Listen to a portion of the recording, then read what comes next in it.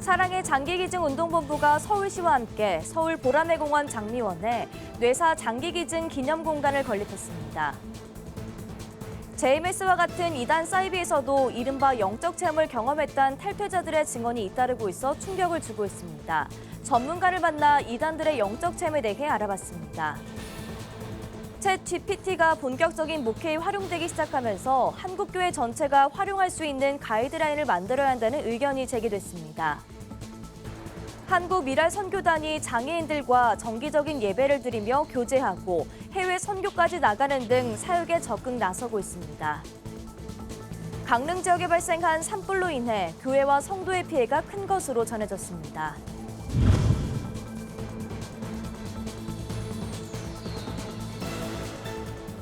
시청자 여러분 안녕하십니까? 구TV 뉴스입니다.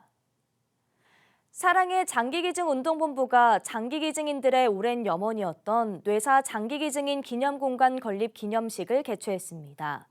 이 기념공간은 국내에서 최초로 조성된 공간이라 더 의미가 깊은데요. 김효미 기자가 보도합니다. 사랑의 장기기증 운동본부는 12일 서울 보라매공원 장미원에서 뇌사 장기기증인 기념공간 건립 기념식을 개최했습니다. 공원에 건립된 기념공간은 국내에서 처음으로 뇌사 장기 기증인의 나눔을 기를 수 있도록 조성된 공간이어서 의미가 더 큽니다. 이번 기념식에는 숭고한 사랑을 실천한 장기 기증인을 기억하고 유가족들의 오랜 염원이자 수건 사업이었던 기념공간 조성에 감동을 나누고자 많은 단체에서 함께했습니다. 유가족 모임인 도너패밀리와 이식인 그리고 기념공간 조성에 도움을 준 서울시 관계자 등 100여 명이 참석해 묵념으로 기념식을 시작하며 장기 기증자들의 숭고한 정신을 함께 기억했습니다. 장기기증 박진탁 이사장은 뜻깊은 기념식을 통해 숭고한 사랑으로 수많은 사람들에게 생명을 선사한 기증인들과 도너 패밀리에게 감사와 존경의 마음을 전한다며 기증인의 숭고한 사랑을 기리고 유가족들이 위로를 얻을 수 있는 공간이 되기를 기대한다고 전했습니다. 도너 패밀리 강호 회장은 기념 공간이 조성된 모습을 보니 생사의 갈림길에 있는 환자들에게 새 생명을 주고 떠나간 가족들에 대한 자랑스러움을 느끼고 도움을 주신 서울시와 사랑의 장기기증 운동본부에 감사하다고 전했습니다. 2000년 3월 28일 날 저희 아들이 쓰러져서 기증을 했습니다. 저는 조형물 아까 말씀드린 것처럼 딱 보는 순간에 이게 바로 우리의 마음이구나 하는 생각을 했습니다. 다시 한번 우리 본부 이사장님과 우리 서울시 그리고 모든 관계자 여러분들께 깊은 감사를 드리면서 신 최장 이식인의 송범식 회장도 기념 공간을 보며 기증인을 추모하고 유가족을 위로하는 뜻깊은 공간이 된다면 좋을 것이라고 소감을 전했습니다. 저는 23년 전에 신장하고 최장을 동시 이식을 받았습니다. 뇌사자 장기 기증을 받은 저희로서는 도너 패밀리들과 저희의 수건 사업이었던 이 추모 공간이 건립이 되어서 참 즐겁기도 하고 또 뭉클한 마음을 가지고 왔습니다. 저뿐 아니라 다른 장기 이식인들하고 같이 추모공원에 자주 와서 그분들의 넋을 위로하고 2011년에 아들을 잃고 장기 기증한 장보순 씨도 기념 공간이 생긴 것에 대한 감사함을 전했습니다. 기쁘고 슬프고 착잡하고 그러면서 이런 공간이 생겼다는 거에 대해서 너무 감사한 마음입니다. 이 조형물 윗부분을 보니까 약간씩 이렇게 좀 찌그러진 면이 있는데 그거는 저희들 마음의 그 상처를 위로해 주는 것 같았어요. 기억해 줄 수 있는 공간이 없었는데 이 공간이 그 공간이 되었기 때문에 너무 감사합니다. 보람의 공원 내 조성된 뇌사 장기 기증인 기념 공간은 유가족들과 이식인들이 장기 기증인을 기릴 수 있는 치유의 공간이자 시민들에게는 생명 나눔의 가치와 의미를 전달할 수 있는 교육과 홍보의 장이 될 것으로 기대됩니다. 구TV 뉴스 김효미였습니다. 치유나 방언과 같이 정통 교회 안에서만 존재하는 것으로 여겨지던 이른바 영적 체험이 이단 사이비 안에서도 나타난다는 증언이 나오고 있어 충격을 주고 있습니다. 이러한 체험은 특히 성도들을 이단에 현혹시키는 포교 도구로도 사용돼 각별한 주의가 필요해 보입니다. 권현석 기자가 취재했습니다. 최근 취재진을 만나 JMS 안에서의 생활과 탈퇴 경험을 전한 A씨. 청소년기를 지나 JMS 교리에 더 깊이 빠지게 된 A씨는 그 배경에 특별한 체험이 있었다고 말했습니다. 새벽 기도로 갔는데 뭐 성령의 불을 받았다. 일반 기독교에서도 그런 체험들이 있잖아요. 저는 그때 기도하면서 몸이 되게 훈훈해지는 정말 기운이 샘솟는 그런 여러 가지 영적 체험을 겪다 보니까 하나님이 정말 이곳에 계시는 게 맞나 보다. 탈퇴자들이 JMS 내부에서 겪었다는 현상의 종류는 다양합니다.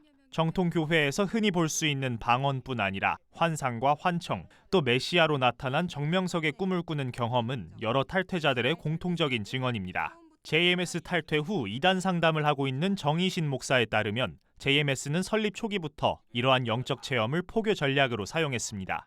정명석의 어눌한 말투와 미흡한 설교에도 초기 JMS가 소위 엘리트들을 상대로 성공적인 포교를 할 수 있었던 이유 중 하나이기도 합니다.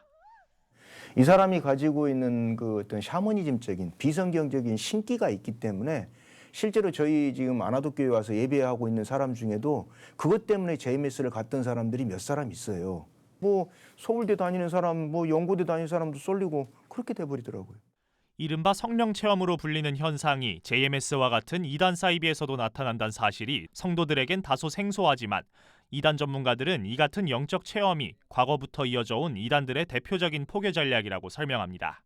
신비 체험들 같은 거, 환상, 방언, 무슨 뭐 애언 이런 신비 체험을 통해서 교주를 믿어지게 하는, 성경에서도 예수님이 직접 말씀을 하셨어요. 거짓 그리스도와 거짓 선지자들이 일어나 할 수만 있으면 큰 표적과 기사를 보여서 사회적인 범죄로도 이어지는 이단 문제에 대해 더 각별한 주의가 요구되는 상황.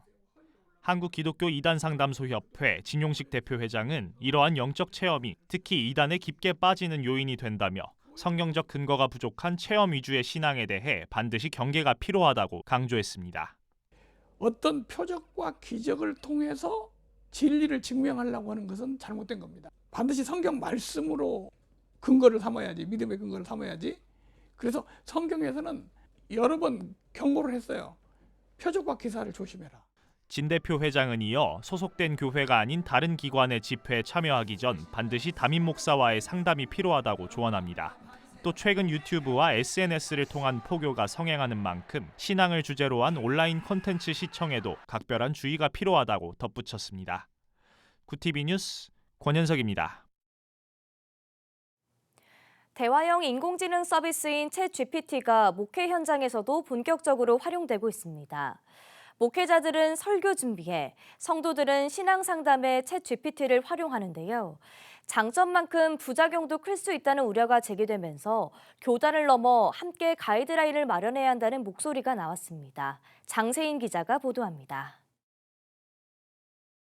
하나님과 대화하세요라고 쓰여 있는 이 사이트는 주님 AI라는 신앙 상담 프로그램입니다.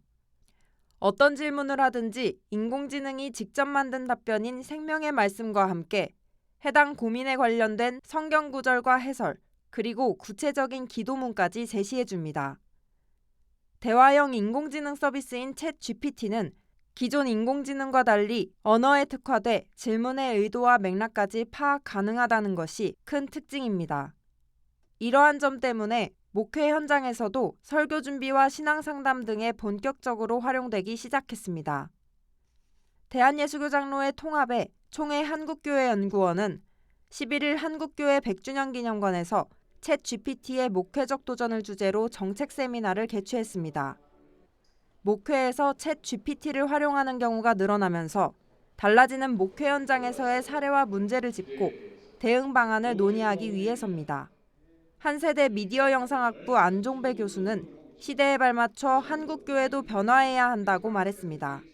단순히 그냥 또 다른 차원의 도구가 나타난 정도가 아니고 세상 전체를 지금 이것으로 변모를 하고 변화시키고 있습니다.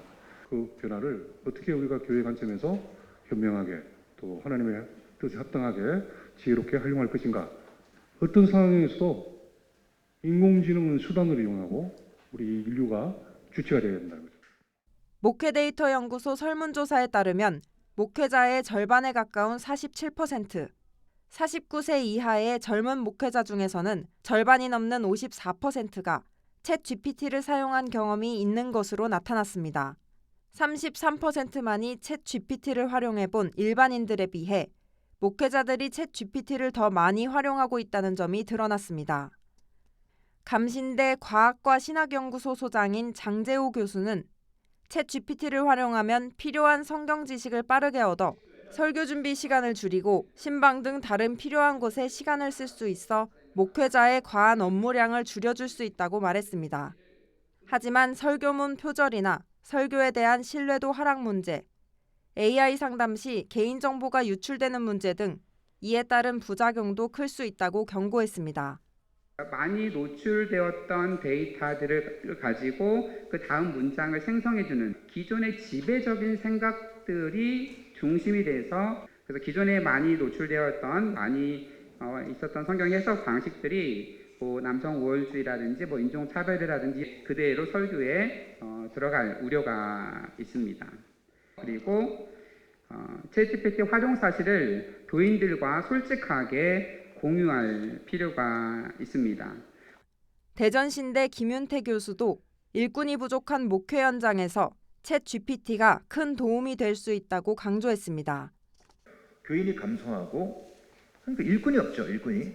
그다음에 학령 인구가 감소하고 신학 지망생이 감소하다 보니까 당연히 목회자 수급도 부족합니다. 여기에 이 챗 GPT가 굉장한 공헌을 하리라고 봅니다. 하지만 인공지능의 딥러닝 과정에서 이단이나 반기독교적인 정보가 들어갈 위험이 있다는 문제도 지적됐습니다.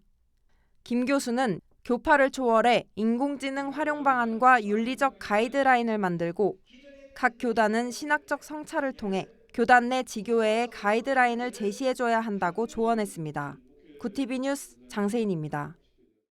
우리 사회 장애인을 향한 인식 개선을 위해 많은 기관과 단체, 개인이 노력하고 있습니다. 기독교계도 예외는 아닌데요. 한국 미랄 선교단은 주기적인 예배로 장애인들에게 복음을 전하고 교제함으로써 연합하고 있습니다. 장애인 성도들도 이에 동참해 선교 활동까지 나선다고 합니다. 오는 20일 장애인의 날을 앞두고 열린 예배를 장현우 기자가 취재했습니다. 간절한 표정과 함께 들어올리기 쉽지 않은 두 팔을 힘껏 올려봅니다. 한 손을 올리고 두 눈을 감고 순수한 웃음을 보이며 찬양합니다. 열기가 뜨거운 이곳은 한국 미랄 선교단 장애인 화요 예배 모습입니다. 깊은 그런 사랑과 또 감사의 그런 활기와 생기를 볼 수 있는 그런 시간인 것 같아서 개인적으로 예배 드릴 때마다 참 은혜가 되고 감동이 되는 시간인 것 같습니다. 1979년에 설립된 한국 미랄 선교단은 이듬해부터 장애인 예배를 시작했습니다. 장애인들에게 진정한 위로를 전하기 위해서입니다. 무려 44년간 한 번도 쉬지 않고 지금까지 이어져 오고 있습니다. 화요일과 금요일 주 2회 진행하는데 매번 50여 명이 참석한다고 한국 미랄 선교단 조병성 단장은 설명합니다. 가장 중요한 것은 복음에 소외받아서는 안 된다라는 생각을 했고요. 진정한 위로와 회복은 복음 안에서 예수 그리스도의 그 복음 안에서 이루어지는 것이 진정한 위로고 회복이고 치유이기 때문에 아무리 장애로 살아가는 것이 힘들고 어려운 그런 시절이지만 그럼에도 불구하고 예배를 통해서 하나님의 위로가 우리 장애인 그 영혼들에게 함께하기를 그런 바라는 마음. 복음을 접한 장애인들은 이젠 복음을 전하기도 합니다. 단기 선교를 위해 전 세계로 나갑니다. 2005년 약함 속 강함이라는 뜻으로 설립된 SIW 장애인 선교팀은 2006년 처음으로 중국으로 단기 선교를 떠났습니다. 그 후 2년마다 해외 선교에 나섭니다.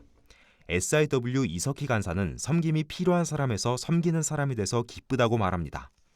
중복이 나와 그람지거나 한 명은 중보자로 세우고 우리가 품고 있는 나라를 위해 기도하고 1년에 한 번씩 단기 선거를 나가고 있습니다. 미랄 선교단의 2023년 표어는 다시 미랄의 소명으로입니다.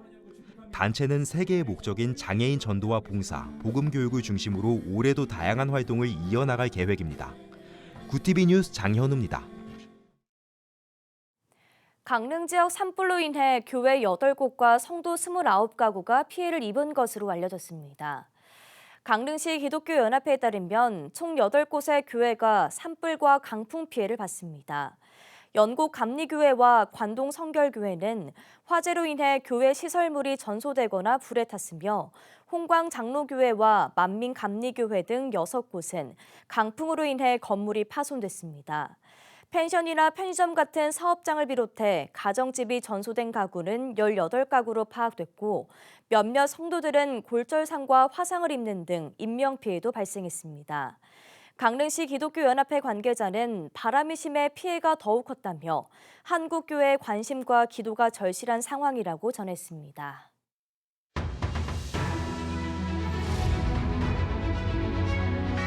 오늘의 이슈 포커스입니다. 북한이 13일 중거리급 이상의 새로운 탄도미사일을 동해상으로 시험 발사했습니다. 군은 고체 연료를 쓰는 대륙간 탄도미사일 시험 발사 가능성에 주목하는 한편 북한이 이달까지 준비하겠다고 했던 정찰위성 관련 시험일 가능성도 배제하지 않고 있습니다. 북한이 고체 연료 탄도미사일을 시험 발사했다면 이번이 처음입니다. 탄도미사일은 정상보다 높은 각도로 발사돼 약 1000km 비행 후 동해상에 떨어졌으며 세부 재원은 한미 정보당국이 종합적으로 정밀 분석 중입니다. 이날 미사일은 비행 중 하단 추진체 부분과 상단부가 분리되는 단분리도 포착된 것으로 알려졌습니다. 강원 강릉 일대 산림과 건물을 잿더미로 만든 산불의 원인이 강풍에 쓰러진 나무에 의한 전선 단선으로 굳혀지는 가운데 경찰이 정확한 원인 규명 수사에 속도를 내고 있습니다. 13일 강릉경찰서에 따르면 전날 국립과학수사연구원, 산림청 등과 함께 발화 지점에서 추가 감식을 벌였습니다. 산림청은 이날 1차 조사 결과 강풍으로 나무가 부러지면서 전선을 단선시켰고 그 결과 전기 불꽃이 발생해 산불을 일으킨 것으로 보고 있습니다. 이번 산불로 강릉은 산림 170헥타르를 비롯해 축구장 면적 530배에 달하는 379헥타르의 피해를 입었습니다. 농림축산식품부는 복통과 구토 등 식중독 유사 증상을 일으키는 것으로 알려져 논란이 된 방울토마토 품종을 전량 폐기했다고 13일 밝혔습니다. 농식품부는 관계농가 3곳을 포함해 TY 올스타 재배농가 20곳이 국민건강보호 차원에서 자발적 폐기에 동참했다고 설명했습니다. 지난달부터 어린이집과 유치원 등에서 급식으로 방울토마토를 먹은 어린이들이 구토나 복통 등의 증상을 보였다는 신고가 잇따르자 정부는 조사를 진행해 문제가 된 품종이 모두 TY 올스타임을 확인했습니다. 다국적 통신업체 퀄컴이 시장 지배적 지위를 남용해 휴대전화 제조사 등에 부당한 계약을 강요했다는 이유로 공정거래위원회가 부과한 1조 원대 과징금이 대법원에서 최종 확정됐습니다. 대법원 3부는 13일 퀄컴 인코퍼레이티드와 퀄컴 테크놀로지 인코퍼레이티드, 퀄컴 CDMA 테크놀로지 아시아 퍼시픽의 상고를 기각하고 공정위의 처분이 정당하다는 판결을 확정했습니다. 공정위는 2016년 이들 3개 회사에 역대 최대 규모의 과징금 1조 311억 원을 부과하고 시정명령을 내린 바 있습니다. 구티비 뉴스 오현근입니다.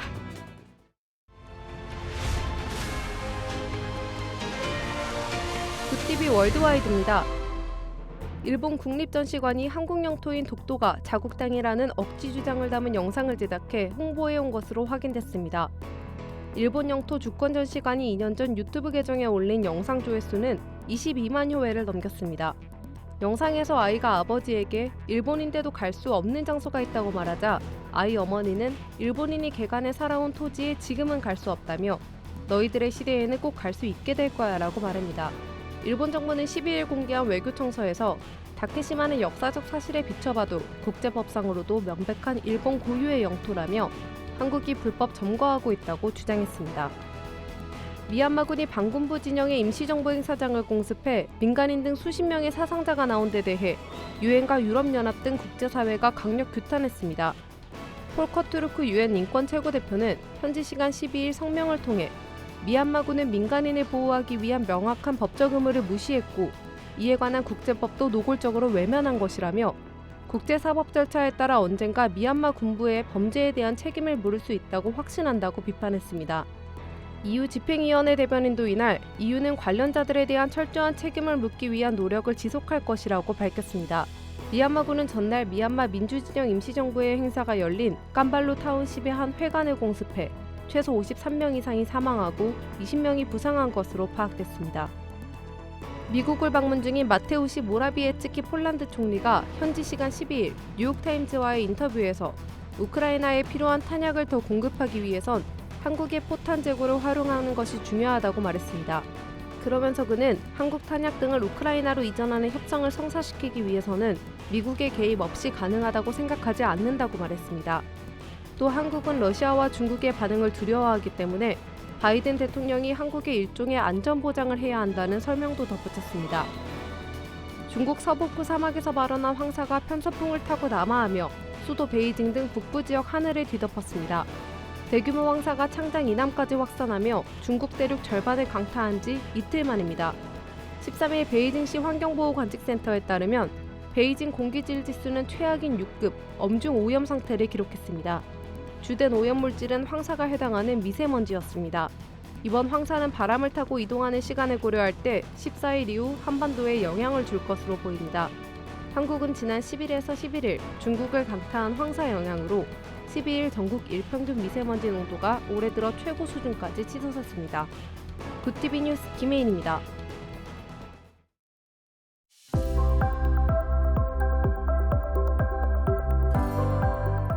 내일은 건조함을 달래줄 비가 내리겠습니다. 오후 남부를 시작으로 모레 새벽 사이에는 전국에 비가 확대되겠습니다. 제주와 남해안에는 벼락과 돌풍을 동반한 강한 비가 오는 곳이 있겠습니다. 이어서 전국 날씨입니다. 내일 한낮 최고 기온은 서울 11도, 강릉 16도가 예상됩니다. 남부지방은 광주 11도, 부산 13도, 대구 10도, 제주는 15도를 보이겠습니다. 날씨였습니다.